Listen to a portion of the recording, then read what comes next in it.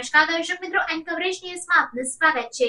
સતત 6 વર્ષથી કૃષ્ણ લડ્ડુ ગોપાલના જન્મદિવસની ઉજવણી, શોભાયાત્રા, પ્રસાદ, રાસ ગરબાની રમઝટ, જાણો શું કહ્યું કૃષ્ણ પ્રેમી મેહુલ રાવલે।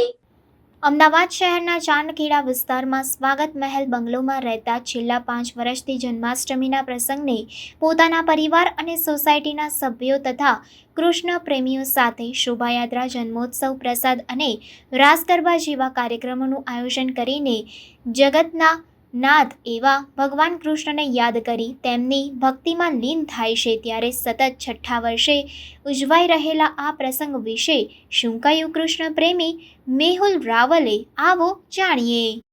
મેહુલ રાવલે પત્રકારો સાથે વાતચીત કરતા જણાવ્યું હતું કે છેલ્લા 6 વર્ષથી ઠાકોરજીની સેવા કરું છું અને છેલ્લા 5 વર્ષથી મારા ઘરેથી ચાંદખેડા વિસ્તારમાં શોભાયાત્રાનું આયોજન કરવામાં આવે છે।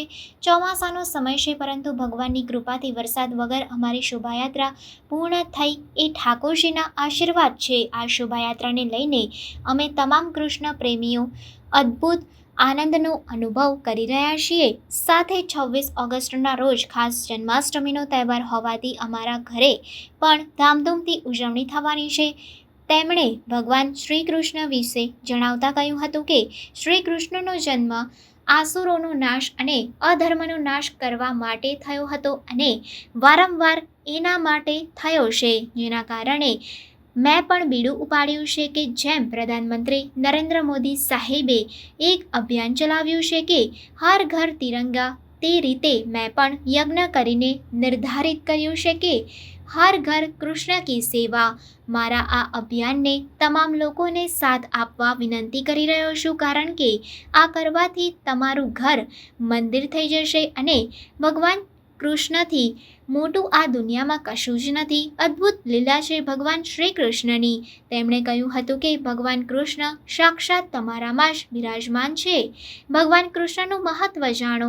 તેમણે ઉમેર્યું હતું કે પોતાને જાણો, સમજો અને આ દુનિયામાં બહાર કશું જ નથી મળવાનું। બહાર તમે પરમાત્માને શોધવા જશો તો નહીં મળે। જો તમને પરમાત્માને શ્રી કૃષ્ણને શોધવો છે તો સ્વયંમાં ઉતરો, સ્વયંને સમજો, પોતાની શ્વાસને સમજો, પોતાના શ્વાસને ઓળખો। જે રીતે આપણે શ્વાસ લઈએ છીએ, શ્વાસ છોડીએ છીએ, થોડી ક્ષણો માટે રોકાઈ।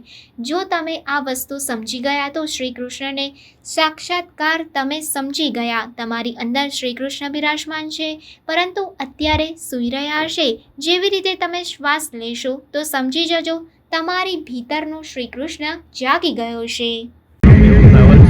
हमारा घटना ठाकुर जी ने हमारा घर सेवा में 5 वर्ष है ते निमित्ते आज शोभायात्राનું આયોજન કરે છે અને એ શોભાયાત્રાની અંદર પછી આજે એમનો જન્મોત્સવ થશે 6:30 વાગે। એના પછી જે ભોજન પ્રસાદ અને પરમ દિવસે જન્માષ્ટમીના દિવસે બી એમનો જન્મોત્સવ ઉજવીશું। 3 દિવસનો કાર્યક્રમ છે। અદ્ભુત આનંદ આવે છે અમને સેવાની અંદર।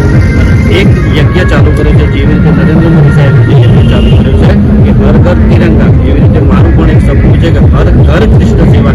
એવી રીતે એના પદ ઉપર આગળ વધી રહ્યો છું। બસ કૃષ્ણ ઠાકોરજી જેવી કૃપા કરે એ પ્રમાણે એમની સેવામાં તત્પર રહીશ, સદાય તત્પર રહીશ ને એમનું નામ ગાયા કરીશ। હર હર મહાદેવ, જય જય શ્રી राधे राधे। खबरों के लिए चैनल को सब्सक्राइब कीजिए। खबरों का नोटिफिकेशन पाने के लिए बेल आइकॉन को जरूर दबाएं।